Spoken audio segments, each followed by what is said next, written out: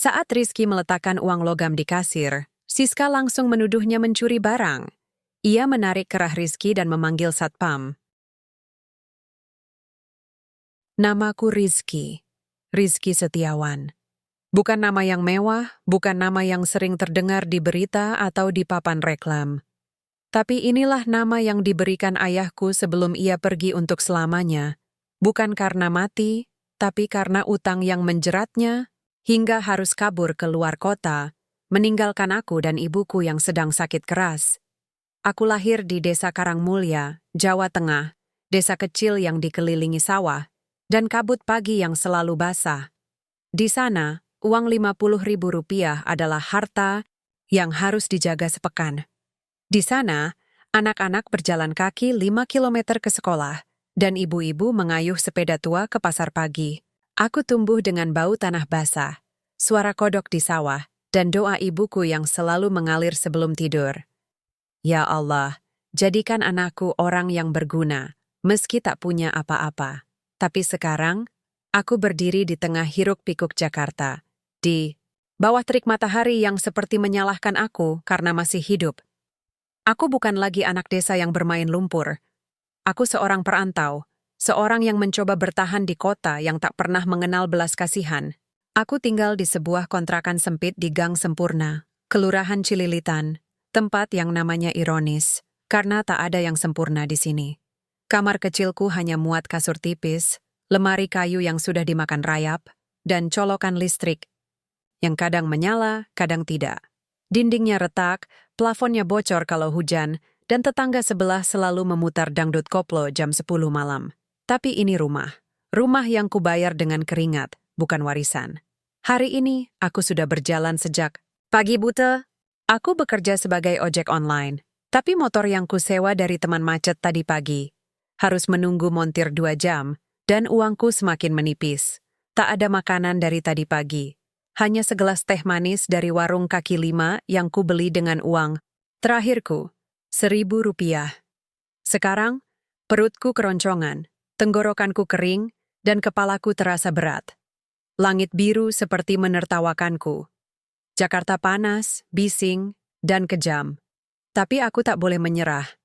Aku ingat wajah ibuku yang terbaring, lemah di rumah sakit desa, dengan tagihan yang belum terbayar.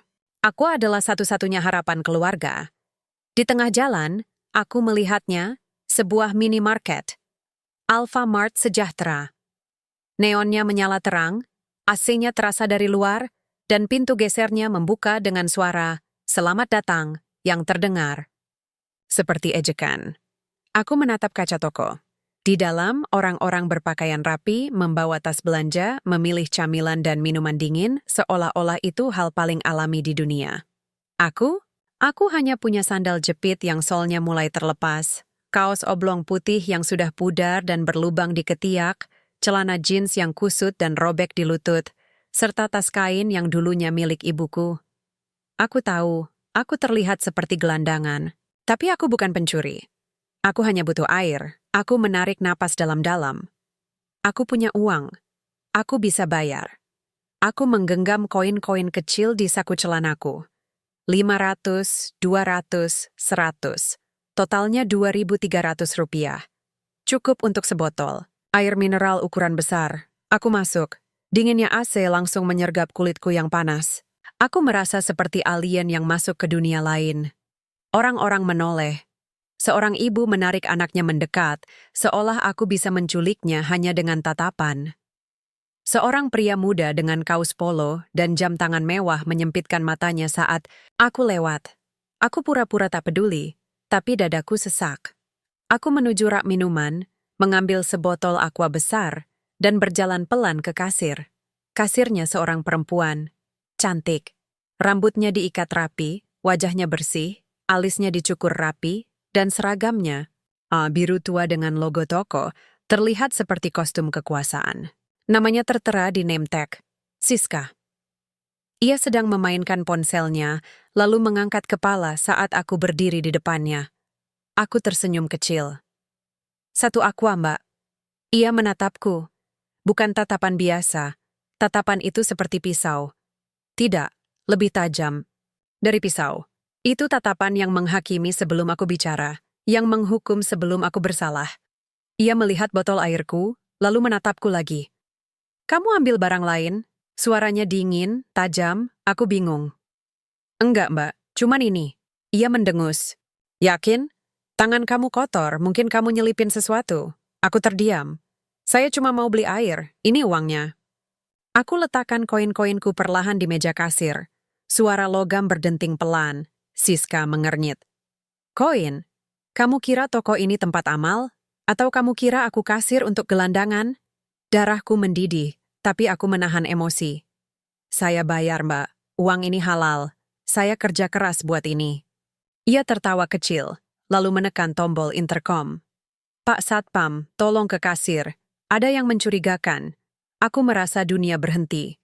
Saya tidak mencuri, saya cuma beli air. Orang-orang mulai memperhatikan. Seorang wanita berpakaian batik menatapku dengan iba, tapi tidak membela. Seorang pria tua menggeleng-geleng. Ada yang mengangkat ponsel, merekam. Aku ingin lari, tapi kaki seperti terpaku. Satpam datang, seorang pria besar dengan kumis tebal dan sorot mata curiga. Ada apa, Mbak? Dia, Siska menunjukku. Baru masuk, langsung ambil air, bayar pakai koin, dan bajunya kotor. Pasti dia nyolong barang lain. Cek tasnya. Aku langsung mundur. Tidak, saya tidak mau digeledah. Saya bayar. Lihat, uangnya ada. Tapi Siska tidak peduli. Kalau kamu bersih, kenapa takut digeledah? Atau jangan-jangan kamu bawa sesuatu dari rak lain? Aku merasa seperti binatang, seperti sampah yang harus dikarantina. Aku melihat sekeliling, tidak ada yang membela, tidak ada yang peduli. Hanya kamera kecil di sudut toko yang menatap bisu. Satpam meraih tas kainku. Aku menariknya. Jangan, ini punya ibuku. Tapi ia kuat. Tas terbuka. Hanya ada buku catatan, pensil, dan foto ibuku yang sudah kuning. Tidak ada barang curian. Siska memandang isi tas, lalu mendengus. Kosong? Ya sudah, berarti dia sembunyiin di badan. Cek saku celananya. Aku hampir menangis. Saya tidak punya apa-apa. Saya lapar. Saya haus. Saya manusia, bukan binatang. Tapi sebelum Satpam menyentuhku, suara lain memotong. Tunggu. Semua menoleh. Seorang perempuan masuk. Tinggi, langsing, rambutnya tergerai sebahu, memakai blazer putih dan tas kulit mahal. Wajahnya familiar. Aku pernah lihat di iklan toko ini. Ia berjalan tenang, tapi aura otoritasnya terasa. Siapa yang punya bukti dia mencuri? Tanyanya. Suaranya tegas tapi tenang. Siska tampak kaget. Ibu? Perempuan itu menatapnya. Anda kasir, bukan polisi. Anda tidak bisa menuduh tanpa bukti. Apalagi menghina pelanggan karena penampilannya. Wajah Siska memerah. Tapi, dia mencurigakan. Mencurigakan bukan berarti bersalah, potong perempuan itu. Apakah CCTV merekam dia mengambil barang lain? Satpam menggeleng. Belum diperiksa, Bu. Periksa. Sekarang. Ia menoleh ke arahku. Matanya lembut. Kamu tidak apa-apa? Aku mengangguk, tapi suaraku serak. Saya cuma mau beli air. Ia mengangguk. Lalu mengambil ponselnya, mengetik sesuatu. Beberapa detik kemudian, manajer toko datang dengan wajah panik. Diana, Bu Diana, maaf, kami tidak tahu Anda datang. Diana. Nama itu seperti petir. Diana Hartono, putri dari Hartono Wibowo, pemilik jaringan Alfamart Sejahtera. Anak orang terkaya yang sering muncul di majalah bisnis. Ia menganggur. Saya datang? Diam-diam. Dan saya melihat bagaimana karyawan saya memperlakukan pelanggan. Ini memalukan. Saya akan bayar airnya. Ia menyerahkan uang ke kasir, lalu menyerahkan botol air padaku. Minum. Kamu kelihatan kelelahan. Aku terdiam. Tanganku gemetar saat menerima botol itu. Terima kasih, Bu. Diana. Ia tersenyum. Panggil aku Diana saja, dan maaf atas perlakuan mereka. Ia menatap manajer. Siska akan saya panggil ke kantor besok. Ini pelanggaran berat. Dan tolong, perbaiki sistem pelatihan karyawan. Kita jual barang, bukan harga diri orang. Lalu ia berjalan pergi, meninggalkan toko yang sunyi. Semua orang terdiam. Siska menunduk. Satpam menarik diri. Aku berdiri di tengah toko, memegang botol air. Tapi rasanya bukan air yang kudapatkan hari ini. Aku mendapatkan sesuatu yang lebih langka. Pengakuan. Bahwa aku manusia. Bahwa aku punya harga. Aku keluar dari toko. Jakarta, masih panas. Tapi entah kenapa, langit terasa lebih terang. Aku tak tahu bahwa hari ini bukan hanya tentang air, tapi tentang awal dari segalanya. Tentang pertemuan yang akan mengubah hidupku selamanya. Dan tentang seorang perempuan bernama Diana, yang mungkin adalah takdir. Aku berdiri di luar Alfamart Sejahtera, memegang botol air yang baru saja diberikan Diana. Tanganku masih gemetar. Bukan karena haus, bukan karena panas, tapi karena emosi yang belum sepenuhnya surut. Dadaku sesak, seperti baru saja lolos dari bencana. Aku menatap kaca toko, tempat beberapa pelanggan masih memperhatikanku dari dalam. Ada yang menunduk, ada yang pura-pura sibuk, dan ada yang masih merekam. Aku ingin marah. Aku ingin teriak. Tapi aku hanya bisa menarik napas panjang, lalu berjalan pergi. Aku membuka botol air itu pelan-pelan. Suara klik tutupnya terdengar, seperti peluru yang dilepaskan dari laras. Aku meneguknya. Air itu dingin, menyegarkan, tapi rasanya pahit. Bukan karena airnya, tapi karena bagaimana aku mendapatkannya, bukan dari hasil transaksi yang sederhana, tapi dari belas kasihan seorang putri konglomerat. Aku tidak ingin belas kasihan. Aku ingin dihargai. Aku duduk di trotoar dekat tiang listrik, jauh dari pandangan orang. Di sini, aku bisa menangis tanpa malu. Dan aku menangis. Pelan, diam-diam. Air mata bukan karena rasa malu semata, tapi karena kehilangan kepercayaan. Di kota besar ini, manusia tidak dilihat dari hatinya, tapi dari penampilannya. Cukup kau berpakaian, lusuh, maka kau langsung dianggap penjahat. Cukup kau tidak punya jam tangan mewah, maka kau tak layak dihormati. Aku bukan maling, aku bukan pengemis, aku bekerja, aku membayar. Tapi aku tetap dihina. Aku mengingat wajah Siska.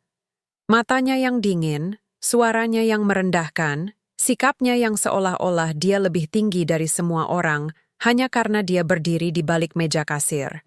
Padahal, dia bukan siapa-siapa. Hanya karyawan, seperti ribuan lainnya. Tapi dia menggunakan kekuasaan kecilnya untuk menyakiti orang yang lebih lemah. Dan yang paling menyakitkan, tidak ada yang membela aku. Tidak seorang pun. Sampai akhirnya muncul Diana. Diana. Aku menggumamkan namanya pelan. Seperti mantra. Seperti doa. Aku tidak tahu siapa dia sebenarnya saat itu. Aku hanya tahu dia cantik, berani, dan berbeda. Dia tidak takut melawan aturan tak tertulis di dunia kota ini. Dia berdiri di sampingku, seorang pria compang-camping, dan mengatakan bahwa aku berhak atas keadilan. Aku tidak tahu apakah dia melakukan itu karena empati, atau karena rasa kemanusiaan yang masih hidup di hatinya, tapi yang pasti, dia menyelamatkan harga diriku dari kehancuran total. Aku menatap langit sore yang mulai kemerahan. Jakarta tidak pernah benar-benar indah, tapi saat ini warnanya terasa lembut. Seperti harapan yang mulai muncul dari celah-celah keputusasaan. Aku bangkit, membuang botol air kosong ke tempat sampah, lalu berjalan menuju halte bus. Aku harus kembali ke kontrakan. Motor yang kusewa masih di bengkel, dan uangku tinggal Rp1.200. Cukup untuk naik angkot, tapi tidak cukup untuk makan malam. Aku akan tidur dengan perut kosong lagi. Tapi setidaknya, aku punya sesuatu yang lebih berharga dari makanan, kenangan. Namun, esok harinya, sesuatu yang tak terduga terjadi. Aku sedang menyusun resume di warung internet langganan, mencoba melamar kerja sebagai admin toko online saat ponselku berbunyi. Nomor asing. Aku ragu, tapi akhirnya angkat. Halo, ini Rizky? Suara perempuan. Familiar. Ya, iya. Siapa ini? Ini Diana, kemarin di Alfamart. Jantungku berdebar kencang. Oh, Bu Diana. Maaf, saya Diana saja. Aku ingin bertemu kamu. Boleh? Aku terdiam. Apa maksudnya? Apakah dia ingin menegur? Menyuruhku tidak datang lagi ke toko mereka? Atau jangan-jangan dia ingin memberi bantuan? Di mana? Tanyaku pelan. Di kafe depan stasiun Cawang. Jam 2 siang. Aku tunggu. Telepon terputus. Aku menatap ponselku, bingung. Harus pergi? Dengan baju seperti ini? Dengan bau keringat dan debu jalanan? Tapi bagaimana bisa menolak orang yang kemarin menyelamatkanku? Aku pulang ke kontrakan, mencuci muka, menyisir rambut, dan mengganti kaos dengan yang paling bersih, meski tetap pudar dan berlubang. Aku berjalan kaki ke stasiun, hati berdebar seperti anak muda yang pertama kali kencan. Kafe itu mewah, lantai marmer, AC dingin, musik jazz pelan. Aku merasa seperti alien lagi. Beberapa pengunjung menatapku. Aku mencari Diana di sudut ruangan. Dan di sana dia, duduk di meja jendela, memakai kemeja putih dan rok panjang. Dia tersenyum saat melihatku. Kamu datang. Duduk. Aku duduk, kaku. Terima kasih sudah mau bertemu saya. Kamu tidak perlu terima kasih. Aku yang harus minta maaf atas apa yang terjadi di toko itu. Itu tidak bisa diterima. Aku mengangguk. Sudahlah, Bu. Diana, saya sudah biasa. Ia menatapku tajam. Jangan bilang kamu sudah biasa. Tidak ada manusia yang seharusnya terbiasa dihina karena miskin. Aku terdiam. Tidak ada yang pernah bicara seperti ini padaku. Kamu tahu, aku melihat rekaman CCTV setelah kejadian itu. Lanjutnya. Kamu tidak melakukan apa-apa. Kamu hanya ingin beli air. Tapi Siska langsung menuduh, tanpa bukti. Aku sudah memecatnya. Aku terkejut. Dipecat? Iya. Tidak bisa.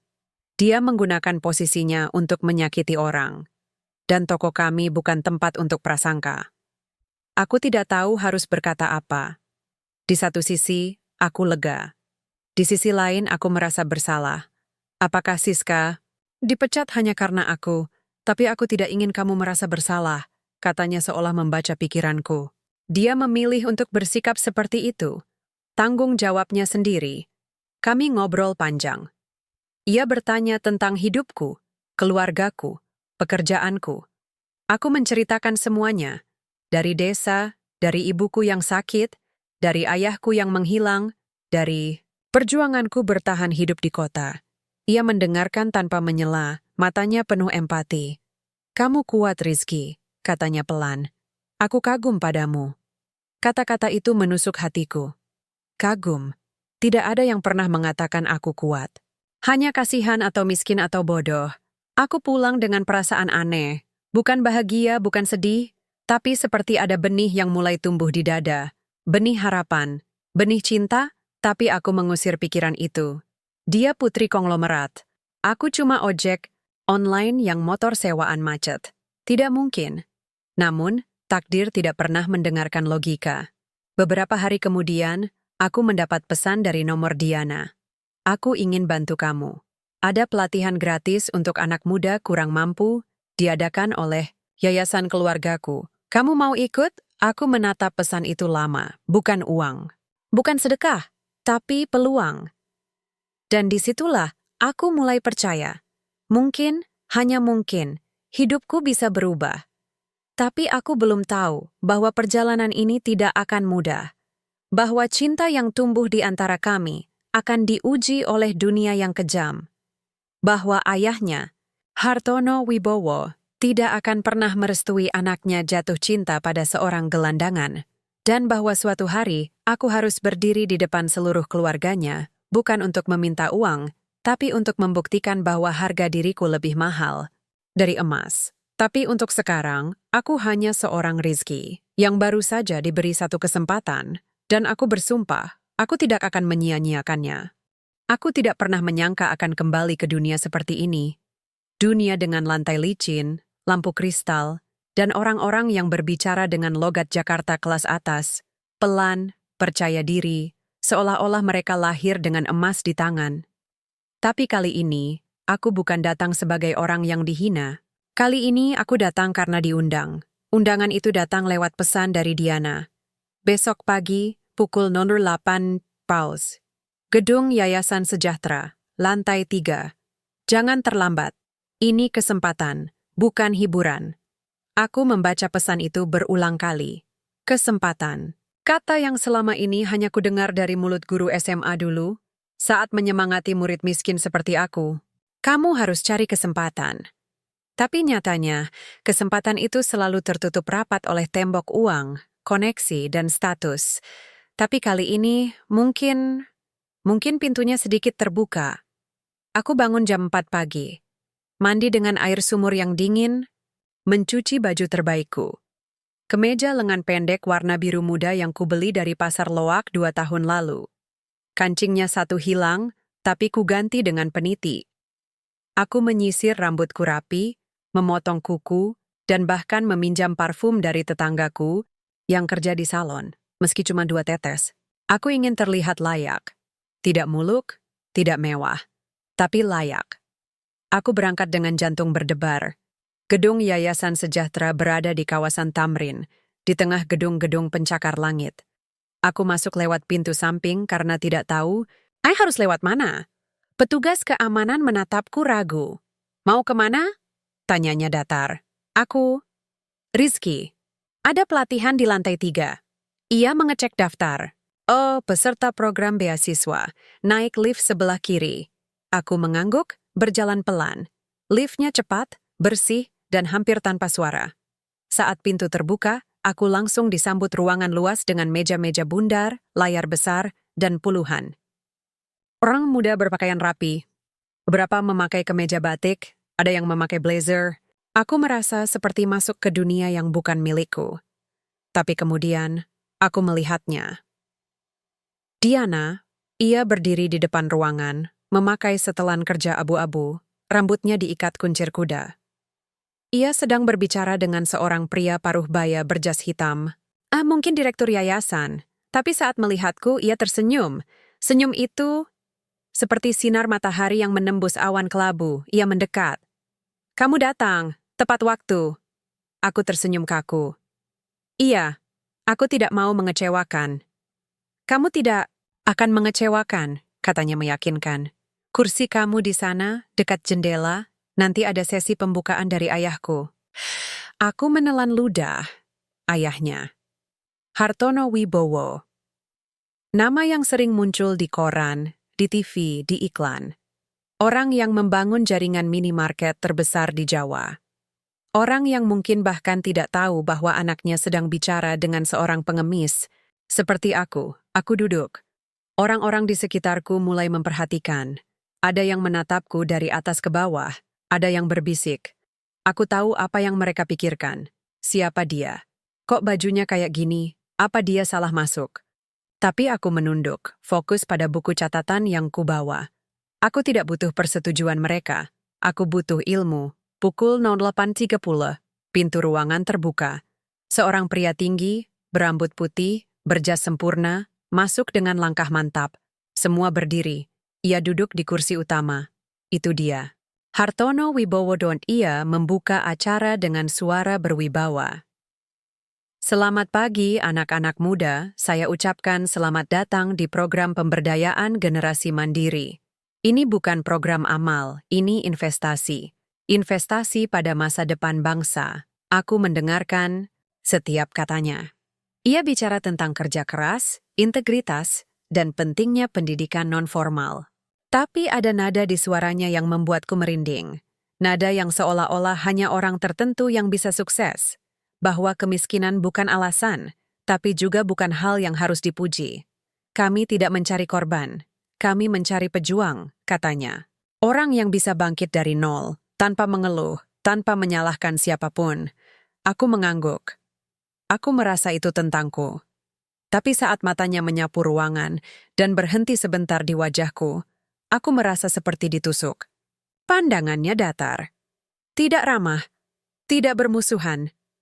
Tapi dingin. Seperti sedang menilai, apakah dia layak di sini? Setelah pidato, Acara dilanjutkan dengan pembagian kelompok. Aku masuk kelompok dengan 4 orang lain. Kami harus membuat proyek sederhana, bisnis mikro untuk masyarakat pinggiran. Kami diskusi, berdebat, dan akhirnya sepakat membuat konsep warung digital. Tempat warga bisa isi ulang air, beli pulsa, dan bayar listrik dengan sistem keanggotaan. Aku yang mengusulkan nama Air Hati. Karena air menyehatkan tubuh.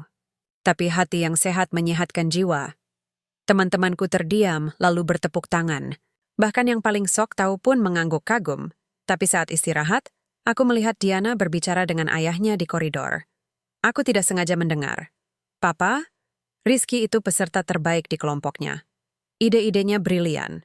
Hartono menyilangkan tangan. Dia memang cerdas. Tapi kamu tahu posisinya, kan? Dia ojek online, tinggal di kontrakan kumuh. Kamu terlalu dekat dengannya, Diana. Jangan lupa, kamu akan dipersiapkan untuk menikah dengan Andika dari keluarga Bakri. Diana menatap, tajam. Aku tidak peduli dengan Andika. Aku melihat sesuatu dalam diri Rizky yang tidak pernah aku lihat dalam hidupku. Kejujuran tanpa pamrih, keberanian tanpa kekerasan, dan cinta pada hidup meski hidup tidak mencintainya. Hartono menghela napas. Kamu terlalu naif. Cinta tidak bisa melawan realita. Dunia ini dibangun di atas kekuasaan, bukan perasaan. Aku mundur pelan, jantung berdebar. Aku tidak bermaksud menguping. Tapi aku mendengar semuanya. Dan aku tahu satu hal, aku tidak diinginkan. Tapi bukan berarti aku akan pergi. Sore itu, setelah pelatihan selesai, Diana mendekatiku. Kamu baik-baik saja? Wajahmu pucat. Aku menatapnya. Aku dengar kamu dan ayahmu bicara. Ia terdiam, lalu menghela napas. Aku tidak menyangka kamu mendengar. Aku tidak marah. Aku hanya ingin tahu.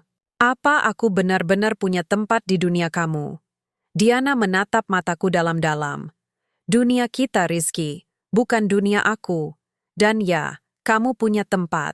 Selama aku masih bernapas, kamu punya tempat. Aku ingin memeluknya, tapi aku menahan diri. Di tengah gedung ini, di bawah bayang-bayang ayahnya, sentuhan pun bisa jadi dosa. Kami berjalan keluar. Langit mulai gelap. Jakarta menyala dengan lampu-lampu kota. Besok ada sesi lanjutan, katanya. Jangan menyerah. Aku mengangguk. Aku tidak akan. Bukan untuk kamu, tapi untuk diriku. Aku sudah terlalu lama diinjak. Sekarang, aku ingin berdiri. Ia tersenyum. Aku tahu. Dan aku akan berdiri di sampingmu. Aku pulang dengan perasaan yang berbeda. Bukan hanya harapan, tapi tekad. Aku bukan lagi orang yang dipermalukan di minimarket. Aku bukan lagi gelandangan, yang dianggap maling, Rizky Setiawan. Anak petani miskin, ojek online, tapi suatu hari aku akan jadi lebih. Dan jika dunia menolakku, maka aku akan membuktikan bahwa dunia yang salah. Karena cinta sejati bukan tentang seberapa banyak uang yang kau miliki, tapi tentang seberapa besar hatimu saat mencintai seseorang yang dianggap tak pantas. Dan aku mulai jatuh cinta pada Diana, bukan karena dia kaya, tapi karena dia satu-satunya orang yang pernah melihatku sebagai manusia. Hujan turun deras di malam hari. Di kontrakan sempitku, suara tetesan air yang bocor dari plafon jadi teman setia. Tok, tok, tok, seperti detak jam yang menghitung waktu hidupku. Aku duduk di atas kasur tipis, memeluk lutut, menatap langit-langit yang retak. Di tangan kiriku, ponsel menyala. Layarnya menampilkan foto Diana yang kusimpan diam-diam dari akun media sosial yayasan. Ia tersenyum, memegang sertifikat, dikelilingi anak-anak dari program pelatihan. Aku tidak pernah mengirimkannya. Tapi aku melihatnya setiap malam, sebelum tidur. Sebagai pengingat bahwa dunia ini masih punya cahaya. Aku tidak bisa tidur. Pikiranku terlalu penuh. Wajah Hartono Wibowo yang dingin. Bisikan pesertanya yang meragukanku. Dan kalimat Diana. Aku akan berdiri di sampingmu. Semua berputar-putar, seperti film yang tak bisa kumatikan. Aku bukan orang yang mudah terguncang. Aku tumbuh di desa, di tengah kemiskinan, ayah yang kabur, ibu yang sekarat. Aku belajar keras di sekolah, Bukan karena aku jenius, tapi karena aku tahu satu-satunya jalan keluar dari kemiskinan adalah pendidikan. Aku lulus SMA dengan nilai bagus, tapi tidak bisa kuliah. Uang tidak cukup. Jadi, aku merantau ke Jakarta, membawa tas kain dan doa ibuku. Di kota, aku belajar keras lagi. Jadi tukang cuci motor, penjaga toko, kuli bangunan, sampai akhirnya jadi ojek online. Aku tidak pernah mengeluh. Tapi kali ini rasanya berbeda. Kali ini bukan sekadar soal bertahan hidup. Kali ini soal harga diri, soal cinta, soal apakah seorang seperti aku, yang bajunya bolong, yang dompetnya kosong, yang tidak punya nama, bisa mencintai dan dicintai oleh seseorang seperti Diana. Aku membuka buku catatan kecil yang selalu kubawa. Halaman pertama berisi kutipan, dari guru bahasa Indonesiaku dulu. Orang miskin bukan yang tidak punya uang, tapi yang tidak punya mimpi. Aku menulis di halaman kosong. Hari ini, aku punya mimpi, tapi mimpiku menyakitkan. Karena mimpiku adalah seorang perempuan yang dunianya jauh di atas langit, sementara aku masih berjuang untuk tidak tenggelam di lumpur. Aku menutup buku itu, lalu berdiri. Hujan masih mengguyur. Aku membuka jendela kecil, merasakan udara lembab masuk. Bau tanah basah mengingatkanku pada desa. Pada ibuku, ibu. Aku mengambil ponsel, menelpon nomor rumah sakit desa. Perawat menjawab, "Ibu kamu masih dalam perawatan. Kondisinya stabil, tapi tagihan belum lunas. Hurry kalau bayar minggu depan, kami terpaksa." Aku menelan ludah. Saya akan kirim uang. Saya janji. Telepon terputus. Aku duduk lagi, kepala pening. Uang, selalu uang. Aku harus bekerja lebih keras. Tapi bagaimana? Motor sewa masih macet. Aku hanya bisa narik ojek kalau ada yang mau pinjami motor. Dan pelatihan di yayasan hanya 2 kali seminggu. Tidak cukup. Tapi malam itu, sesuatu terjadi. Ponselku bergetar. Notifikasi email. Aku buka. Subject. Pengumuman pemenang Lomba Ide Bisnis Mikro. Program Pemberdayaan Generasi Mandiri. Jantungku berdebar. Kami hanya mengirimkan proyek air hati 3 hari lalu. Tidak mungkin sudah dinilai. Aku buka email. Kepada peserta terpilih, Rizky Setiawan dan tim. Kami umumkan bahwa ide bisnis air hati menjadi pemenang pertama dengan hadiah uang pembinaan 25.000 serta pendampingan bisnis selama 6 bulan dari Yayasan Sejahtera. Aku membaca 3 kali. Aku tidak percaya. 25 juta. Uang itu bisa membayar separuh tagihan rumah sakit ibuku. Bisa memperbaiki motor. Bisa jadi modal awal air hati, aku menangis. Tidak keras, tapi air mata mengalir deras. Bukan karena uangnya, tapi karena untuk pertama kalinya, aku merasa diakui. Ideku dihargai.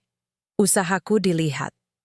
Bukan sebagai ojek online, bukan sebagai pengemis, tapi sebagai pejuang. Esok harinya, aku datang ke yayasan lebih awal. Aku ingin bertemu Diana.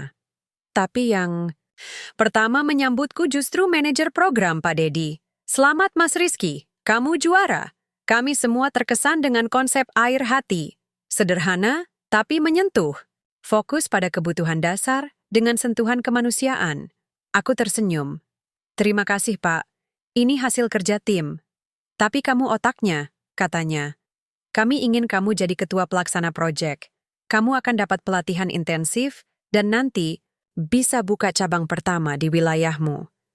Aku mengangguk, hati berdebar. Ini lebih dari sekadar uang. Ini adalah kesempatan nyata. Lalu Diana datang. Ia tersenyum lebar. "Aku tahu kamu bisa." Aku langsung bilang ke ayah, "Kalau ide kamu brilian." Aku tertawa kecil. "Terima kasih. Tanpa kamu, aku bahkan tidak akan datang ke sini." Ia menatapku serius. "Kamu datang karena kamu layak. Aku hanya membukakan pintu. Tapi yang masuk, itu kamu." Kami berjalan ke taman kecil di belakang gedung. Hujan sudah reda, udara segar. Kami duduk di bangku kayu. "Rizky," katanya pelan. "Aku ingin bantu kamu lebih jauh. Aku tahu kamu butuh motor untuk narik ojek. Aku bisa bantu beli satu. Baru. Aku langsung menggeleng. Tidak, Diana. Aku tidak bisa terima. Kenapa tidak? Kamu butuh, kan? Karena aku tidak mau jadi beban. Aku tidak mau kamu merasa kasihan.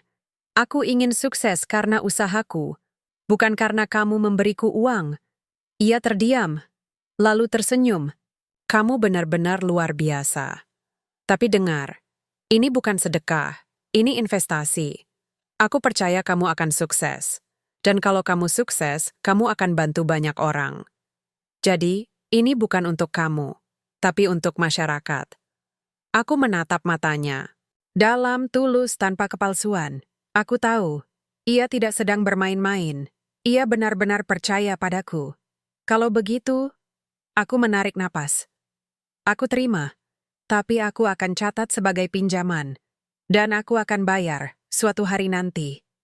Ia tertawa, kecil. Deal. Beberapa hari kemudian motor baru datang. Honda Beat, warna merah, dengan stiker air hati di samping jok. Aku menatapnya seperti menatap harta karun. Ini bukan sekadar alat transportasi. Ini simbol. Simbol bahwa hidupku mulai berubah. Aku mulai narik ojek lagi, tapi kali ini dengan semangat baru. Aku juga mulai riset lokasi untuk air hati. Aku pilih gang dekat kontrakanku, tempat warga miskin, buruh harian, tukang becak. Mereka butuh air bersih murah, bukan minuman mahal dari minimarket.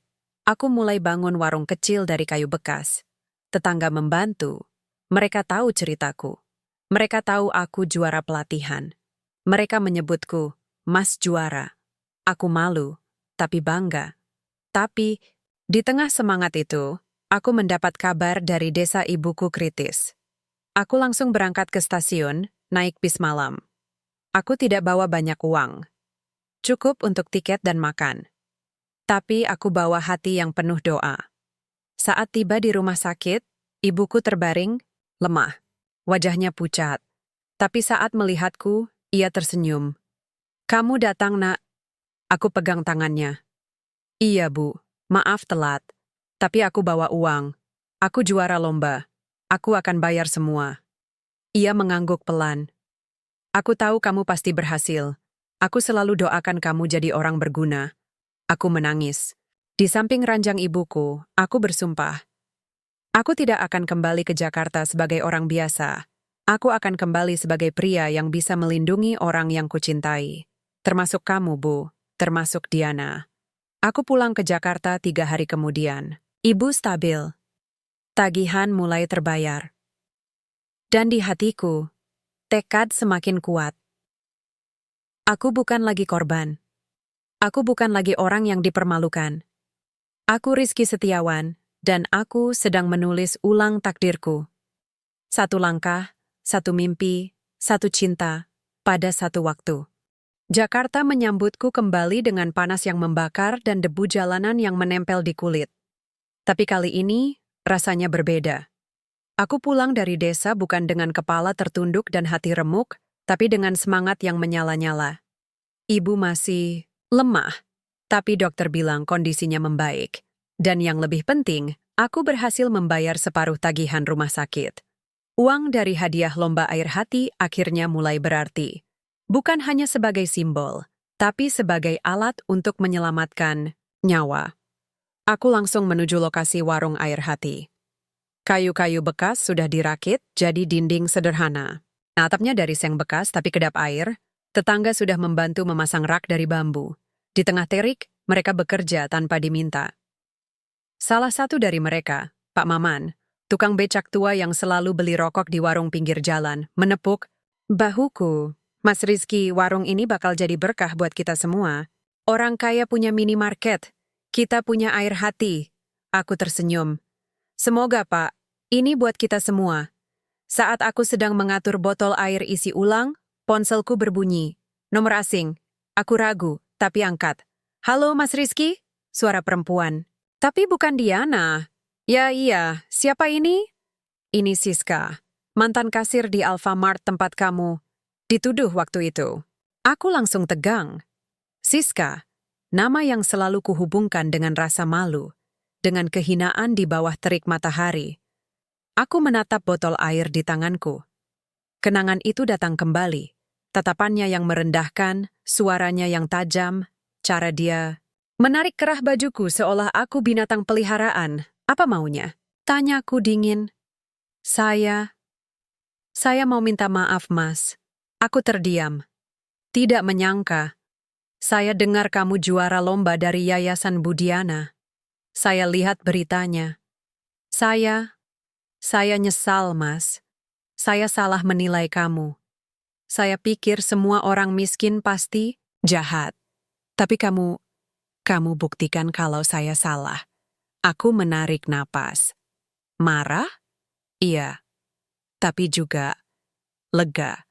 Karena akhirnya kebenaran menang. Maaf diterima, kataku pelan. Tapi maaf tidak bisa mengembalikan harga diri yang sudah diinjak. Saya tahu dan saya tidak minta kamu lupa. Tapi saya ingin mulai lagi. Saya dipecat, Mas. Sekarang nganggur. Saya mau cari kerja jujur, tapi susah. Reputasi saya hancur. Aku diam. Aku bisa saja menghakimi. Bisa saja bilang, itu karma. Tapi aku justru teringat kata-kata Diana. Kita semua pernah salah, tapi yang penting, kita bisa bangkit. Kalau kamu serius mau berubah, kataku, saya punya pekerjaan. Tapi bukan di toko mewah. Di sini. Di warung kecil ini. Gajinya kecil, tapi jujur. Dan kamu harus kerja keras. Ada jeda di seberang sana. Lalu suaranya gemetar. Saya terima, Mas. Saya siap. Datang besok pagi, jam 6. Bawa semangat, bukan sombong. Telepon terputus. Aku menatap langit. Awan putih mengambang pelan. Seperti harapan yang mulai menyebar. Tapi sebelum aku sempat melanjutkan kerja, sebuah mobil mewah berhenti di depan warung. Putih, mengilat, dengan pelat nomor B1DH. Aku tahu itu mobil siapa. Diana keluar. Ia memakai kaos oblong dan celana jeans. Setelan kantor. Terlihat lebih santai, lebih dekat. Tapi aura elegannya tetap ada. Wah, ini air hatinya? Tanyanya, matanya berbinar. Aku mengangguk. Iya, masih berantakan, tapi ini awal. Ia berjalan masuk, menyentuh rak bambu, membaca tulisan kecil di dinding. Air sehat, harga manusiawi. Ini luar biasa, Rizky. Kamu benar-benar mewujudkannya. Aku tersenyum. Karena kamu percaya duluan. Ia menatapku. Aku hanya membuka pintu. Yang bangun, itu kamu. Kami duduk di bangku kayu di depan warung. Angin sore berhembus pelan. Beberapa tetangga melihat berbisik. Mereka tahu siapa Diana. Tahu dari berita, tapi mereka tidak menghakimi. Mereka tersenyum. Seperti tanda restu. Ayah tahu kamu buka warung? Tanyanya. Aku geleng. Belum, tapi kalau tahu pasti dia bilang ini tidak layak jadi tempat menantu. Diana tertawa kecil. Ayah memang kolot, tapi dia bukan orang jahat. Dia hanya takut. Aku terluka. Aku tidak akan menyakitimu, kataku serius. Tapi aku juga tidak akan menyerah. Aku tahu aku bukan Andika. Aku tidak punya jet pribadi atau gedung pencakar langit. Tapi aku punya sesuatu yang lebih. Cinta yang tulus dan tekad yang tidak akan patah. Ia menatapku lama. Lalu meraih tanganku. Sentuhannya hangat. Seperti sinar matahari yang mencairkan es. Kamu tahu, Rizky, bisiknya. Sejak pertama kali aku melihatmu di minimarket, aku merasa ada sesuatu. Bukan kasihan. Bukan rasa ingin menolong, tapi ketertarikan. Kamu tidak membela diri dengan amarah. Kamu diam, tapi matamu berkata, aku manusia. Dan itu yang membuatku jatuh cinta. Aku terdiam. Jantungku berdetak kencang. Aku ingin memeluknya, menciumnya. Tapi aku menahan diri. Di tengah gang sempit ini, dengan orang-orang yang memandang, aku tidak ingin membuatnya malu. Diana, aku juga mencintaimu. Tapi aku takut. Aku takut cinta kita akan hancur karena dunia yang tidak menerima. Ia menggenggam tanganku, unerat. Kalau kita bersama dunia yang harus berubah, bukan kita. Kami duduk dalam diam, tapi diam itu penuh makna. Seperti janji yang tidak perlu diucapkan. Beberapa hari kemudian, air hati resmi dibuka. Aku mengadakan acara kecil, gratis air mineral untuk 100 orang pertama. Warga antre, anak-anak senang. Tukang becak bisa isi ulang air murah. Bahkan Siska datang, memakai apron sederhana, melayani pelanggan dengan senyum, sesuatu yang dulu tidak pernah kulihat darinya. Diana datang lagi. Kali ini ia membawa kamera. Ia merekam suasana, lalu mengunggahnya ke media sosialnya. Captionnya, "Ini bukan warung, ini revolusi kecil." Dari seorang pria yang pernah dituduh maling, kini memberi air dan harapan. Namanya Rizky, dan dia adalah cinta hidupku. Postingan itu viral dalam hitungan jam. Netizen bereaksi, "Ini cinta sejati." Dari kasir arogan sampai jadi penjual air, hidup itu penuh balas dendam halus. Diana, kamu hebat. Tidak malu. Sama cinta sejati. Siska dipecat? Pantas. Tapi salut sama Rizky mau terima dia kerja. Tapi tidak semua positif. Cewek kaya jatuh cinta sama tukang warung? Drama banget. Ini cuman gimmick buat naikin nama warung. Nanti juga putus. Cinta beda kelas selalu hancur. Aku baca semuanya. Aku tidak marah. Aku hanya tersenyum. Biar mereka bicara. Aku tahu siapa aku. Aku tahu siapa Diana. Dan aku tahu cinta kami bukan untuk konsumsi publik. Tapi yang paling mengejutkan datang 2 hari kemudian. Telepon dari kantor Hartono Wibowo. "Bapak ingin bertemu kamu. Besok, jam 10 pagi. Gedung utama Alfamart Sejahtera." Aku menatap ponselku. Jantung berdebar. Diana menelpon segera setelahnya. "Ayah ingin bertemu kamu. Dia lihat postinganku. Dia penasaran." Penasaran atau ingin menghakimi? Keduanya mungkin. Tapi ini kesempatan, Rizky. Kesempatan untuk menunjukkan siapa kamu sebenarnya. Aku menarik napas. Aku akan datang, tapi bukan untuk memohon. Aku datang untuk bicara sebagai manusia. "Dia akan melihatmu sebagai calon menantu," bisiknya. "Atau setidaknya, sebagai manusia." Aku mengangguk, meski ia tidak melihat. "Besok, aku akan menghadapi raja dari dunia yang pernah menghina aku. Bukan dengan kemewahan, tapi dengan harga diri. Dengan kejujuran, dengan cinta, dan aku siap. Aku tidak pernah merasa sebanyak ini berkeringat hanya karena gugup. Bukan karena panas Jakarta, bukan karena motor yang kugunakan dari kontrakan, tapi karena detak jantung yang seakan ingin keluar dari dada. Hari ini, aku akan menghadapi Hartono Wibowo. Bukan sebagai karyawan, bukan sebagai korban, tapi sebagai pria yang mencintai putrinya. Dan aku tahu, dalam dunianya, aku bukan apa-apa. Aku berdiri di depan gedung utama Alfamart Sejahtera, sebuah menara 15 lantai, dengan fasad kaca yang mencerminkan langit biru sekaligus bayangan diriku yang kecil, lusuh, dan terlalu sederhana. Aku memakai kemeja biru tua yang sudah kucuci 3 kali semalam agar tidak bau, celana panjang hitam yang kusut, dan sepatu kanvas yang solnya mulai terlepas. Aku tidak punya jas, tidak punya dasi, tapi aku punya sesuatu yang lebih, tekad yang tidak bisa dibeli dengan uang. Petugas keamanan menatapku ragu. "Ada janji?" "Ya, dengan Bapak Hartono, pukul 10. Ia mengecek daftar, lalu mengangguk. Lantai 15, lift khusus di sebelah kanan. Aku masuk lift. Pintunya tertutup perlahan, seperti pintu takdir yang tidak bisa kudorong mundur. Di dalam, cermin memantulkan wajahku. Aku menatap mataku sendiri. Apakah aku cukup? Apakah aku layak? Lift? Berhenti. Pintu terbuka. Seorang sekretaris muda menyambutku. "Silakan Mas Rizky, Bapak sudah menunggu." Aku mengikuti langkahnya melewati koridor mewah, lantai marmer, lukisan mahal, bunga segar di vas kristal.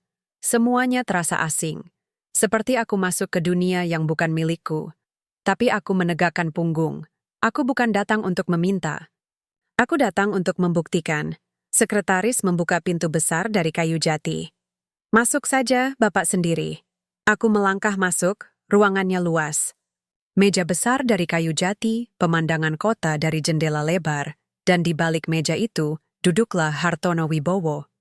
Ia tidak bangkit, tidak menyambut, hanya menatapku dari balik kacamata bingkai emas dengan ekspresi datar seperti patung. "Duduk," katanya tanpa senyum. Aku duduk di kursi kulit yang empuk tapi terasa seperti kursi saksi di pengadilan. "Jadi kamu Rizky Setiawan?" katanya membuka folder di depannya. "Ojek online. Tinggal di kontrakan Gang Sempurna. Pernah dituduh maling di toko kami. Sekarang buka warung air isi ulang. Dan pacar putriku, aku menelan ludah. Ia tahu semuanya. Mungkin lebih dari yang kuduga." "Iya, Pak," jawabku tenang. "Tapi saya tidak pernah maling. Dan saya mencintai Diana bukan karena siapa dia, tapi karena siapa dia di dalam." Ia mendengus. "Cinta?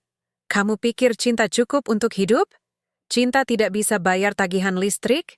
Cinta tidak bisa naik jet pribadi? Cinta tidak bisa menjaga nama baik keluarga. Tapi cinta bisa membuat seseorang bangkit dari nol, Pak." Balasku. "Saya tidak punya apa-apa, tapi saya punya mimpi, saya punya usaha, saya punya harga diri, dan saya tidak akan pernah mempermalukan Diana." Ia menatapku tajam. "Kamu pikir kamu bisa menjaganya? Di dunia saya, orang seperti kamu diinjak-injak. Kamu tidak punya koneksi, tidak punya latar belakang, tidak punya kelas. Diana butuh pasangan yang bisa membawanya ke acara gala dinner, bukan warung pinggir jalan. Tapi saya bisa membuatnya." "Bahagia, Pak," kataku pelan tapi tegas. Saya melihat matanya saat ia datang ke air hati. Ia tidak malu. Ia bangga. Karena saya bukan berpura-pura jadi orang kaya. Saya jujur. Saya bekerja. Saya membantu orang. Hartono berdiri, berjalan ke jendela. "Kamu tidak mengerti. Diana adalah pewaris.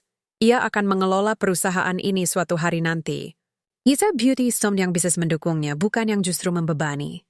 "Apa saya membebani?" tanyaku. "Saya tidak minta uang. Saya tidak minta jabatan. Saya hanya minta kesempatan. Dan saya buktikan, saya bisa sukses dari nol. Air hati sudah melayani ratusan orang. Saya bahkan terima mantan kasir yang pernah menghina saya karena saya percaya pada pertobatan. Bukan uang yang membuat manusia mulia, Pak, tapi hati." Ia berbalik. Matanya tajam. "Kamu berani, tapi keberanian tidak cukup. Dunia ini kejam. Dan jika kamu tidak bisa melindungi Diana dari gosip, dari hinaan, dari tekanan sosial, maka kamu bukan pelindung. Kamu justru ancaman bagi hidupnya." Aku menatapnya lurus. "Kalau begitu, izinkan saya membuktikan. Beri saya waktu. Tidak perlu uang, tidak perlu bantuan. Tapi jangan halangi cinta kami. Karena jika Anda menghentikannya, bukan hanya saya yang hancur." Tapi Diana, dan saya tahu Anda tidak ingin itu." Ruangan hening. Hanya suara AC yang berdengung pelan. Lalu, Hartono tertawa kecil. Tapi bukan tawa yang ramah. Tawa yang mengejek. "Kamu pikir kamu bisa menang dengan pidato indah? Ini bukan film anak muda. Ini dunia nyata. Dan di dunia nyata, orang seperti kamu selalu kalah." Ia membuka laci, mengeluarkan amplop coklat, meletakkannya di meja. "Ini uang. 50 juta. Cukup untuk bayar semua utangmu. Cukup untuk buka warung lebih besar. Ambil dan pergi dari hidup Diana. Tinggalkan dia. Jangan kontak dia lagi. Jangan datang ke acara keluarganya. Dan lupakan semuanya." Aku menatap amplop itu. Uang yang bisa menyelamatkan ibuku. Uang yang bisa memperluas air hati. Uang yang bisa mengangkat derajatku. Tapi aku tidak menyentuhnya. Perlahan, aku berdiri. "Pak Hartono, saya miskin. Tapi saya bukan orang miskin hati. Uang ini bisa menyembuhkan tubuh, tapi merusak jiwa. Saya mendaki karena mencolkin tidin. Saya mendaki karena tinggalkan Diana hanya karena Anda takut gengsi. Aku mengambil napas dalam. Saya pergi dari sini bukan karena takut, tapi karena saya tahu suatu hari Anda akan memanggil saya kembali. Bukan untuk menyuap, tapi untuk meminta maaf. Dan saat itu tiba, saya akan datang. Bukan sebagai pengemis, tapi sebagai calon menantu yang Anda akui." Aku berbalik, berjalan keluar. Tapi sebelum pintu tertutup, suaranya memanggil. Kamu tidak akan pernah cukup baik untuknya. Aku berhenti. Tidak menoleh. Mungkin tidak hari ini, Pak. Tapi suatu hari nanti, saya akan. Pintu menutup. Aku berdiri di koridor, napas berat. Aku tidak menang, tapi aku juga tidak kalah. Aku masih punya harga diri, dan itu lebih berharga dari uang. Aku pulang ke air hati. Hari itu, aku bekerja lebih keras. Melayani pelanggan, memperbaiki atap yang bocor, mencatat laporan keuangan. Malamnya, Diana menelpon. Ayah bicara apa? Aku menceritakan semuanya, termasuk tawaran uangnya. Kamu tidak ambil? Tanyanya pelan. Tidak, karena cinta kita bukan transaksi. Ia terdiam lama, lalu berbisik, aku cinta kamu, Rizky, lebih dari apapun, dan aku tidak akan menyerah. Aku menutup mata. Aku juga tidak. Kita akan buktikan bahwa cinta sejati bisa mengalahkan segalanya, bahkan dinding, uang dan gengsi. Beberapa minggu kemudian berita mengejutkan datang. Hartono mengumumkan pertunangan Diana. Calonnya, Andika Bakrie, putra dari pengusaha properti terkemuka. Undangan disebar ke media. Foto mereka berdua di kapal pesiar tersebar di mana-mana. Judul berita, Putri Konglomerat resmi dipertunangkan dengan pewaris kerajaan properti.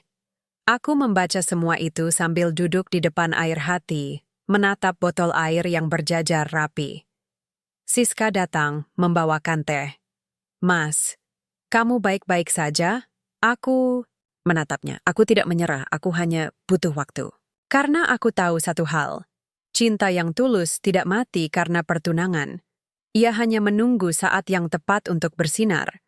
Dan aku bersumpah, aku akan datang ke pesta pertunangan itu. Bukan untuk menghancurkan, tapi untuk menyampaikan kebenaran, untuk membela harga diriku, dan untuk membuktikan bahwa seorang pria dari kampung dengan baju compang-camping dan hati yang bersih bisa mencintai lebih dalam dari siapapun, termasuk Andika. Pertunangan Diana diumumkan di halaman utama koran nasional. Foto mereka berdua tersenyum di atas dek kapal pesiar mewah. Angin laut mengibarkan rambut Diana yang tergerai, sementara Andika memeluk bahunya dengan sikap kemenangan. Captionnya, singkat tapi menusuk. Dua kerajaan bisnis bersatu, cinta yang direstui oleh keluarga. Aku membaca berita itu di warung kopi pinggir jalan, sambil menyeruput kopi hitam tanpa gula. Tanganku gemetar, bukan karena marah, tapi karena rasa sakit yang dalam, seperti luka lama yang tiba-tiba kembali terbuka. Aku menatap layar ponselku, lalu menutup aplikasi berita. Tidak perlu melihat lebih banyak. Aku sudah tahu akhir ceritanya, Diana akan menikah dengan pria yang dipilih ayahnya. Aku akan tetap jadi penjual air di gang sempit. Dan cinta kita akan jadi kenangan yang dikubur dalam-dalam. Tapi kemudian, aku melihat sesuatu yang membuatku terdiam. Di akun media sosial Diana, yang selama ini jarang ia buka, ada satu unggahan baru. Hanya foto. Sebuah botol air mineral bekas, dengan stiker kecil bertuliskan air hati. Latar belakangnya adalah meja mewah, dengan gelas kristal dan taplak emas. Captionnya, beberapa hal sederhana yang paling berharga datang dari tempat yang paling tak terduga. Ini bukan sekadar air, ini kenangan. Ini kejujuran, ini cinta. Aku menatap foto itu lama, air mataku jatuh, bukan karena sedih, tapi karena harapan. Dia belum menyerah, dan aku pun tidak boleh. Aku pulang ke air hati. Hari itu, aku memutuskan. Aku tidak akan hanya bertahan, aku akan bangkit, lebih tinggi, lebih kuat, lebih layak. Aku mulai bekerja seperti orang kesetanan. Jam 5 pagi, aku sudah di warung. Membersihkan, menata stok, mencatat transaksi. Jam 7, aku mulai narik ojek online, mencari pelanggan sebanyak mungkin. Siang hari, aku menghadiri pelatihan bisnis. Mikro dari yayasan, belajar manajemen keuangan, pemasaran digital, dan UMKM berkelanjutan. Malamnya, aku mengajar anak-anak tetangga gratis, membuka kelas menulis dan dasar-dasar bisnis di teras warung. Aku tidur jam 12, bangun jam 4. Tubuhku lelah, tapi hatiku menyala. Aku tidak sendiri. Siska bekerja keras. Awalnya, canggung, tapi lama-lama ia mulai berubah. Ia yang dulu sombong, kini melayani pelanggan dengan senyum. Ia yang dulu menghina orang miskin, kini menjadi relawan di posyandu. Ia bahkan membuka tabungan untuk kuliah kejar paket C. Mas Rizky, katanya suatu malam, saya dulu pikir uang dan jabatan yang bikin orang dihargai. Tapi sekarang saya tahu, yang bikin orang dihargai adalah perubahan. Aku mengangguk. Kamu sudah berubah. Itu yang penting. Warga mulai percaya pada air hati. Mereka tidak hanya datang untuk beli air, tapi untuk curhat, untuk pinjam uang kecil, bahkan untuk titip jualan keripik atau kue buatan ibu-ibu RT. Aku ubah warung. Jadi pusat komunitas. Aku pasang papan. Di sini, semua punya kesempatan. Lalu, sesuatu yang tak terduga terjadi. Seorang jurnalis dari Kompas datang.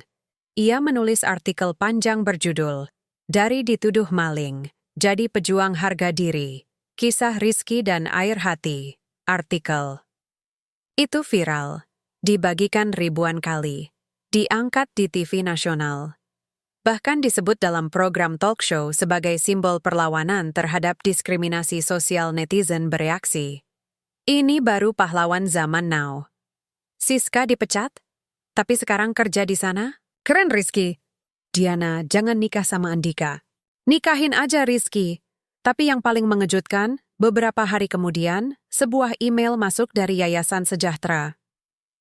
Subjek, undangan kolaborasi sosial, program pemberdayaan warung rakyat.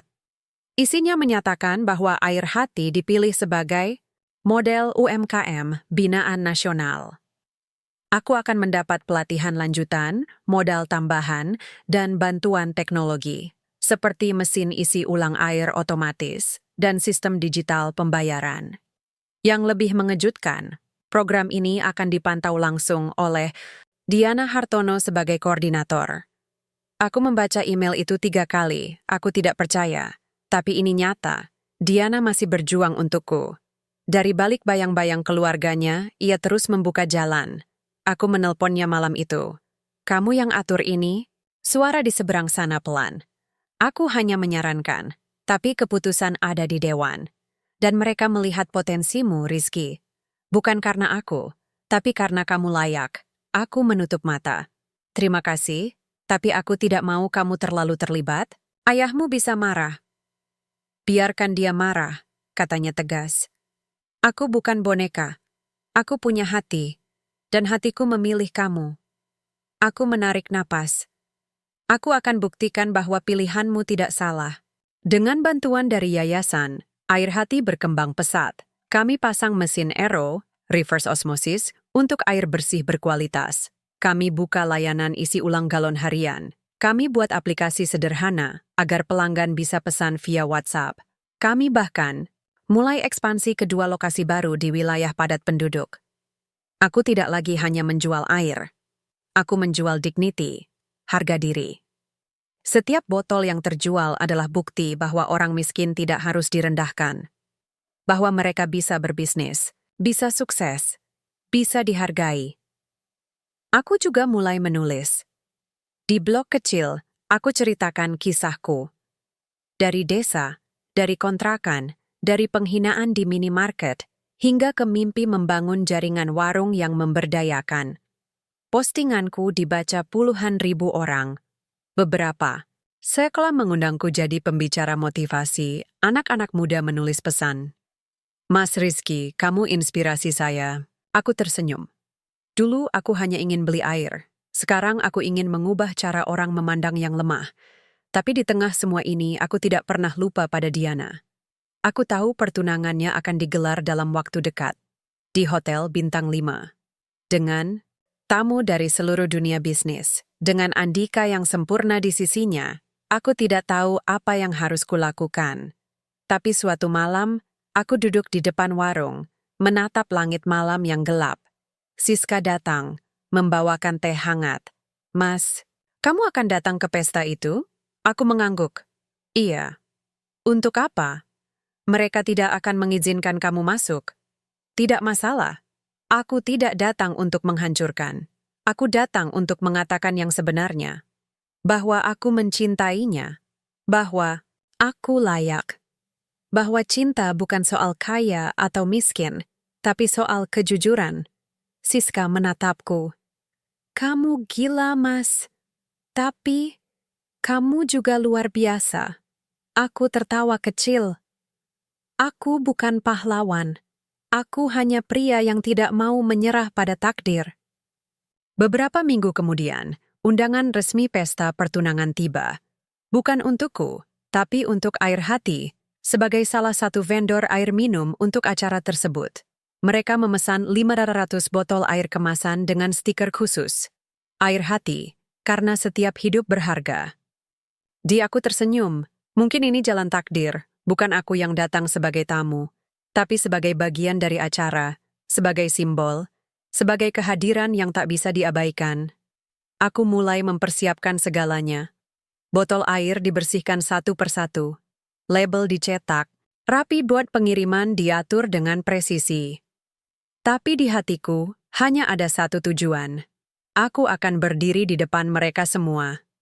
Bukan untuk meminta, tapi untuk bicara, untuk membela harga diriku, untuk menyatakan cinta, untuk menunjukkan bahwa seorang pria dari kampung dengan baju lusuh dan hati bersih bisa menjadi lebih berharga dari emas. Dan jika itu membuatku diusir, setidaknya dunia tahu. Aku pernah mencintai dengan tulus, dan aku pernah berdiri, meski dunia ingin aku jatuh. Perjuanganku belum selesai. Tapi, aku siap untuk pertempuran terakhir, untuk cinta sejati, untuk Diana. Hari itu, Jakarta diguyur hujan sejak pagi. Langit kelabu, seperti cermin perasaanku. Tapi aku bangun lebih awal dari biasanya. Jantungku berdetak kencang, bukan karena takut, tapi karena tahu. Hari ini adalah awal dari segalanya, bukan akhir, tapi awal dari kebenaran yang harus diucapkan. Pesta pertunangan Diana dan Andika akan digelar malam ini di Hotel Grand Nirwana, tempat yang biasanya hanya kulewati dari kejauhan, menatapnya dari balik kaca motor ojekku. Tempat di mana orang-orang, seperti aku hanya boleh masuk lewat pintu belakang, sebagai pengantar makanan, tukang bersih atau tukang parkir, tapi malam ini, Air Hati akan hadir di sana, secara resmi, sebagai pemasok air minum untuk acara paling mewah di kalangan elit Jakarta. Aku memeriksa kiriman terakhir, 500 botol air kemasan. Setiap labelnya tercetak rapi dengan logo kecil Air Hati dan kalimat, "Karena setiap hidup berharga." Siska membantuku mengemas yang terakhir. Tangannya gemetar. "Mas, kamu yakin mau datang?" Tanyanya pelan. "Aku tidak diundang. Tapi aku harus datang," jawabku. "Kalau kamu masuk, satpam pasti usir." "Mungkin, tapi aku tidak datang sebagai tamu. Aku datang sebagai manusia yang punya hak untuk bicara." Aku mengenakan kemeja putih yang paling bersih, celana hitam, dan sepatu yang sudah kusolek semalam. Tidak mewah, tidak sempurna, tapi rapi. Karena malam ini bukan soal penampilan, tapi soal harga diri. Aku mengantar sendiri kiriman air ke hotel. Saat truk kecil milik tetangga yang kusewa masuk pelataran belakang, seorang petugas logistik menyambut dengan raut wajah datar. "Ini dari Air Hati?" "Iya, Pak. Pesanan untuk acara pertunangan Budiana Hartono." Ia melihat label, lalu menatapku. "Kamu pemiliknya?" Aku mengangguk. Ia mengangkat alis. "Kamu yang dari berita itu? Yang dituduh maling?" Aku menatapnya lurus. "Saya yang pernah dihina, tapi bukan pencuri." Ia diam sebentar, lalu tersenyum kecil. "Wah, ternyata beneran ada. Kirim ke ballroom utama. Tapi jangan lewat depan. Pintu belakang saja." Aku mengangguk. Tidak marah, tidak kecewa. Aku tahu aturannya. Tapi aku juga tahu, aturan bisa diubah. Dan malam ini, aku akan mencoba mengubahnya. Pukul 18.30, aku berdiri di luar hotel. Dari kejauhan, lampu-lampu mewah menyala, mobil-mobil mewah berderet, para tamu datang dengan gaun panjang dan jas hitam. Aku melihat Andika turun dari Rolls-Royce, tersenyum lebar, berjabat tangan dengan tokoh-tokoh penting. Aku melihat Hartono Wibowo, tegap, berwibawa, menyambut tamu seolah dunia ini miliknya. Dan kemudian, aku melihat Diana. Ia keluar dari mobil sedan putih, memakai gaun panjang warna ivory, rambutnya dijepit bunga mawar kecil. Cantik, anggun, seperti putri dari dongeng yang tidak pernah kumimpikan. Matanya tidak bersinar seperti biasa. Ia tersenyum, tapi senyum itu dipaksakan. Aku tahu. Aku selalu tahu. Aku menarik napas. Ingin berlari ke arahnya. Memegang tangannya. Mengatakan, ayo pergi dari sini. Dunia kita bukan di sini. Tapi aku menahan diri. Karena malam ini bukan tentang pelarian. Tapi tentang pengakuan. Aku masuk lewat pintu belakang. Dengan bantuan petugas logistik yang ternyata menonton beritaku di TV, aku diperbolehkan mengecek langsung pengaturan botol air di meja tamu. Dan saat aku berdiri di balik pilar ballroom, kulihat semuanya. Lampu kristal, bunga segar, orkestra kecil, dan panggung besar dengan tulisan, "Selamat datang di pertunangan Diana Hartono and Andika Bakri." Aku ingin muntah, tapi aku menahan, karena aku tahu aku harus kuat. Pukul 20 siang, acara dimulai. Hartono naik ke panggung, berpidato dengan suara berwibawa. Saya bersyukur malam ini bisa menyatukan dua keluarga besar. Andika adalah pria yang sempurna untuk Diana. Pendidikan mentereng, latar belakang kuat, dan visi bisnis yang brilian. Mereka akan melanjutkan warisan kita bersama. Tepuk tangan menggema. Tapi aku tidak bertepuk tangan. Aku hanya menatap Diana. Ia menunduk. Dan saat matanya kebetulan menatap ke arah pilar, ia melihatku. Matanya membesar, mulutnya hampir terbuka. Tapi ia cepat-cepat menunduk lagi. Tapi aku tahu. Iya, tahu aku di sini. Aku mundur keluar ke taman belakang hotel. Di sana, aku menunggu. Aku tidak tahu apa yang akan terjadi. Tapi tiba-tiba, ponselku bergetar. Pesan dari nomor asing. Rizky, aku tahu kamu di sini. Jangan pergi. Aku akan keluar sebentar. Diana, aku menunggu. 2 menit kemudian, ia muncul. Gaunnya berkibar pelan diterpa angin malam. Matanya berkaca-kaca. Kamu gila, bisiknya. Kenapa kamu datang? Aku harus datang, jawabku. Aku tidak bisa diam. Aku mencintaimu, Diana. Dan aku tidak percaya kamu bahagia dengan ini. Ia menunduk. Aku tidak punya pilihan. Ayah sudah mengatur semuanya. Jika aku menolak, dia akan tutup cabang-cabang Alfamart di daerah miskin. Ribuan karyawan akan kehilangan pekerjaan. Aku terdiam, aku tidak tahu. Aku pikir ini hanya soal gengsi. Ternyata ada nyawa di baliknya, tapi kamu tidak bisa mengorbankan hidupmu. Kataku pelan. Cinta sejati bukan tentang pengorbanan diam-diam, tapi tentang keberanian bersama. Ia menangis. Aku mencintaimu, Rizky, lebih dari apapun. Tapi aku takut. Takut kehilangan keluargaku. Takut diusir. Takut kamu tidak cukup kuat menghadapi dunia ini. Aku tidak perlu kuat sendiri, kataku. Kita bisa kuat bersama. Dan jika dunia menolak kita, maka kita akan buat dunia baru. Ia memelukku, erat. Seperti takut aku menghilang. Jangan pergi malam ini, bisiknya. Tunggu. Aku akan bicara. Aku tidak akan menikah dengan Andika. Aku akan berdiri di sampingmu. Apapun yang terjadi, aku menatap matanya. Kamu yakin? Lebih yakin dari apapun. Ia kembali masuk. Aku berdiri di taman, jantung berdebar. Tapi sebelum aku sempat kembali, sesuatu terjadi. Seorang tamu muda, anak muda yang duduk di barisan depan, mengangkat ponselnya. Ia merekam botol air di mejanya. Zoom ke label air. Hati. Lalu membaca kalimatnya keras-keras karena setiap hidup berharga. Ia berdiri. Ini air dari warung yang dulu dihina di minimarket, kan? Dari pria yang dituduh maling hanya karena bajunya compang-camping. Suasana hening. Semua menoleh. Ya, lanjutnya. Dan sekarang, Air ini diminum oleh para elit yang dulu menghakiminya. Ironis, bukan? Hartono terlihat marah. Siapa kamu? Turun dari panggung. Tapi pemuda itu tidak turun. Ia malah membuka ponselnya, memproyeksikan video ke layar samping. Video CCTV dari insiden minimarket. Aku dihina Siska. Menuduh. Diana membela. Dan suara tajam Siska. Kamu pasti nyolong barang lain. Ruangan terdiam, lalu gemuruh mulai terdengar. Beberapa tamu bersorak, beberapa menatap Diana. Andika tampak bingung. Pemuda itu, yang ternyata anak dari jurnalis terkenal, berteriak. Ini bukan hanya soal air, ini soal harga diri, soal diskriminasi, soal cinta yang dikubur demi gengsi. Di mana Rizky sekarang? Mari kita dengar dari dia. Hartono berdiri. Cukup, acara ini tidak untuk drama murahan. Tapi sebelum ia bisa menghentikan, pintu belakang terbuka. Aku masuk. Perlahan tenang. Tidak lari. Tidak takut. Semua mata menatapku. Beberapa terkejut. Beberapa menghina.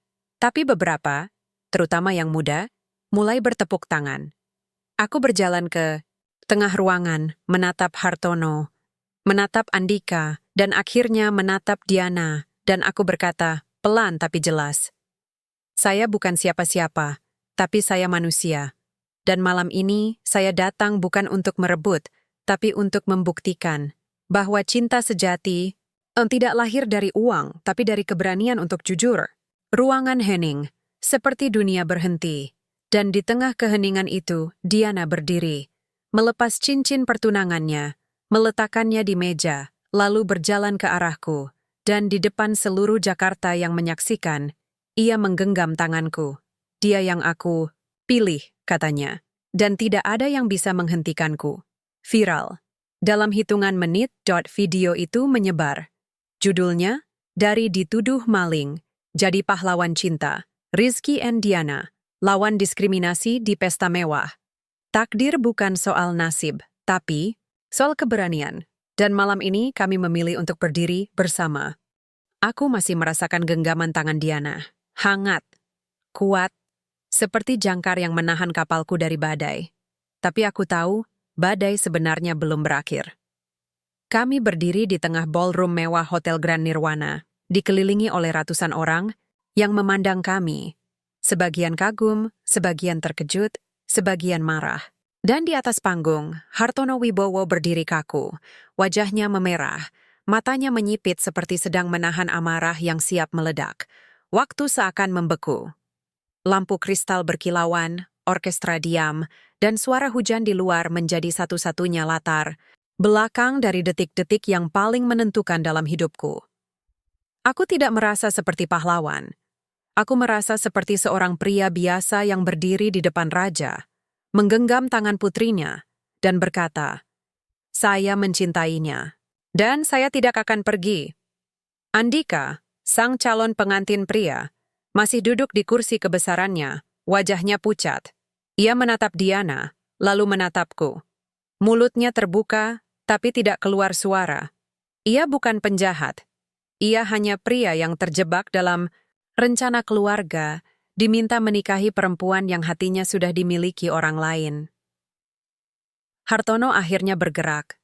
Ia turun dari panggung dengan langkah mantap, jas hitamnya berkibar pelan. Ia berdiri di depan kami, tinggi, tegas, seperti tembok yang tidak bisa dilalui. Diana suaranya rendah tapi menusuk. Apa yang kamu lakukan? Kamu mempermalukan keluarga kita. Di depan semua orang penting, di depan media, di depan Andika yang telah mempersiapkan segalanya. Diana tidak mundur. Ia melepas mantel tipisnya, menatap ayahnya lurus. Aku tidak mempermalukan siapapun, ayah. Aku hanya jujur. Aku tidak mencintai Andika. Aku mencintai Rizky. Dan aku tidak akan menikah dengan siapapun hanya untuk menjaga gengsi. Gengsi? Hartono tertawa getir. Ini bukan soal gengsi. Ini soal tanggung jawab. Kamu adalah pewaris. Kamu tidak bisa menikah dengan tukang warung. Dunia bisnis tidak akan menghormatimu. Lalu kenapa aku harus hidup demi dihormati oleh dunia yang tidak menghargai cinta? Tanya Diana. Ayah, selama ini kamu ajarkan aku tentang integritas, tentang kejujuran. Tapi malam ini kamu memintaku berbohong pada hatiku. Mana yang lebih penting, reputasi atau kebahagiaan? Hartono terdiam, tapi matanya masih dingin. Ia menoleh ke arahku. Dan kamu, Rizky? Kamu pikir dengan datang ke sini, kamu bisa membawa putriku pergi? Kamu tidak punya apa-apa, tidak punya latar belakang, tidak punya kekuatan. Kamu hanya bisa menangis di depan kamera dan memanfaatkan simpati orang. Aku menarik napas. Aku tidak marah.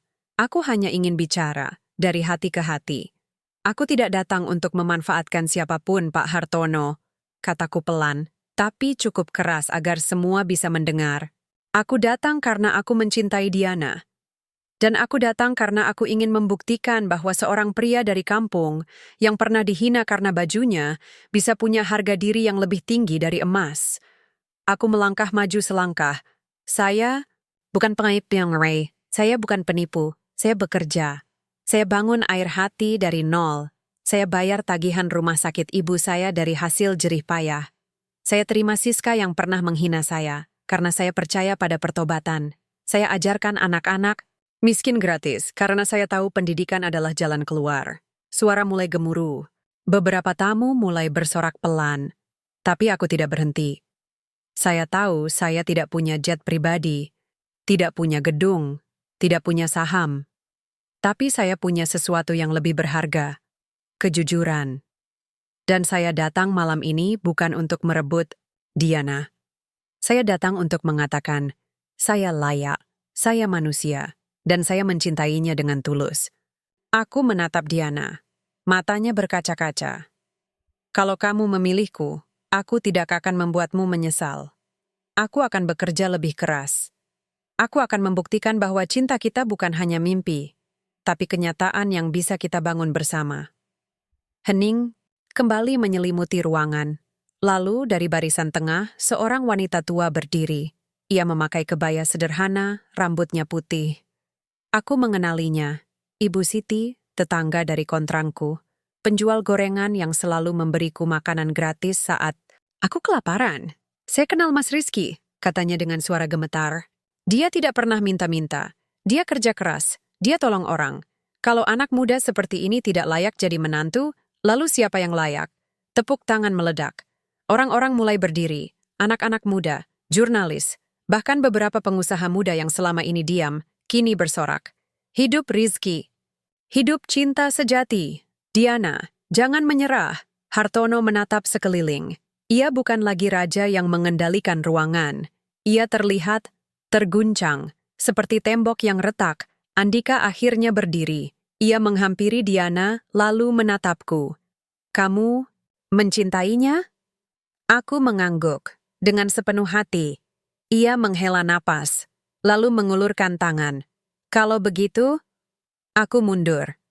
Aku tidak ingin menikahi perempuan yang hatinya bukan milikku. Tepuk tangan kembali menggema. Hartono menatap putrinya. Lama. Dalam. Seperti sedang melihatnya untuk pertama kalinya. Kamu benar-benar memilih dia? Diana mengangguk. Aku memilih cinta. Aku memilih kejujuran. Aku memilih hidup yang nyata. Hartono menutup mata. Napasnya berat. Lalu perlahan ia menarik napas panjang. Dan berkata, kalau begitu, aku ingin kamu buktikan. Semua terdiam. Aku menatapnya. Apa maksudnya, Pak? Kalau kamu serius mencintai Diana, kamu harus membuktikan bahwa kamu bisa memberinya kehidupan yang layak. Bukan hanya cinta, tapi juga kestabilan. Aku akan beri kamu 1 tahun. Bangun bisnismu. Tunjukkan bahwa kamu bukan hanya simpati semusim. Kalau kamu bisa, aku akan merestui pernikahan kalian. Kalau tidak, kamu harus pergi. Tanpa drama, tanpa konfrontasi. Aku tidak ragu. Aku terima tantangannya, Pak. Diana menatapku. Kita bisa bersama? Aku menggenggam tangannya erat. Kita akan bersama. Apapun yang terjadi. Malam itu kami tidak pulang bersama. Hartono masih belum sepenuhnya menerima. Tapi setidaknya ia membuka pintu. Dan pintu itu, sekecil apapun, adalah harapan. Aku kembali ke air hati. Hujan masih turun, tapi hatiku hangat. Siska menunggu di depan. Orong membawa payung. Mas, semua orang lihat videonya? Kamu jadi viral lagi. Aku tersenyum. Bukan aku yang penting, tapi pesannya. Keesokan harinya, dunia benar-benar berubah. Video pesta pertunangan menjadi trending nomor 1 di YouTube. Judul-judul media. Rizky, pria miskin yang berani lawan konglomerat demi cinta. Diana Hartono tolak pewaris kaya, pilih penjual air. Dari gang sempit, air hati. Jadi simbol perlawanan sosial, dari dituduh maling, jadi pahlawan rakyat. Tapi yang paling mengejutkan, beberapa investor UMKM menghubungiku. Mereka ingin membantu mengembangkan air hati menjadi jaringan warung sosial di seluruh Jakarta. Satu yayasan bahkan menawarkan beasiswa S1 untukku di bidang ekonomi sosial. Aku menolak beasiswa itu. Saya ingin belajar, tapi saya ingin bayar sendiri. Biar saya tahu rasanya sukses tanpa bantuan langsung. Tapi aku terima tawaran kolaborasi bisnis. Dengan syarat, setiap cabang air hati harus mempekerjakan mantan tunawisma, mantan narapidana, atau orang yang pernah dikucilkan. Karena aku tahu, harga diri bukan milik orang kaya saja. Aku mulai bekerja lebih keras dari sebelumnya. Tidur hanya 4 jam sehari. Berkeliling ke kampung-kampung, berdiskusi dengan warga, membangun sistem distribusi air bersih murah. Diana membantuku diam-diam, memberi masukan bisnis, membantu urusan hukum, bahkan ikut turun ke lapangan dengan sepatu kets dan topi caping. Kami tidak bisa bertemu bebas. Tapi, setiap malam kami video call. Ia selalu bilang, 1 tahun tidak lama. Kita akan buktikan. Dan aku percaya, karena cinta sejati bukan tentang seberapa cepat kamu sampai, tapi tentang seberapa kuat kamu bertahan. Dan aku siap. Untuk 1 tahun. Untuk 1000 rintangan. Untuk cinta yang layak diperjuangkan. 1 tahun berlalu seperti mimpi yang terlalu indah untuk dipercaya. Tapi ini bukan mimpi. Ini kenyataan yang kubangun sendiri. Batu demi batu, tetes keringat demi tetes keringat. Doa demi doa dari ibuku yang kini sudah sembuh dan duduk di teras. Air hati, tersenyum melihat anaknya akhirnya berdiri tegak. Hari ini, langit Jakarta biru cerah. Tidak seperti hari ketika aku pertama kali masuk minimarket, terluka dan dihina.